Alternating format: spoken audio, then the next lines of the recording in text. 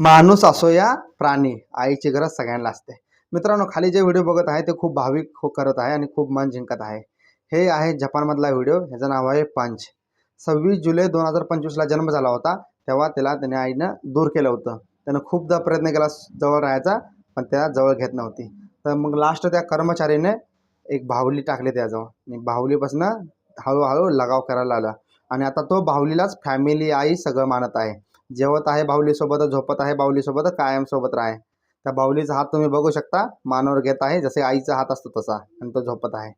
ह्या अगोदर 1-2 महिन्यापर्यंत एक व्हिडिओ व्हायरल झाला होता, जे दुनियाला सोडून एकटा गेला होता, त्याचा मृत्यू झाला होता. आणि हे आहे पूर्ण दुनियानं त्याला एकटं सोडलं आहे आणि तेव्हा तो बाहुलीला निवडतो. आता सध्याला तो ठीक आहे पंच. तो आता सध्याला थोड्याफार 1-2 मिळून मिसळून राहत आहे त्याच्यासोबत, तुम्ही बघू शकता.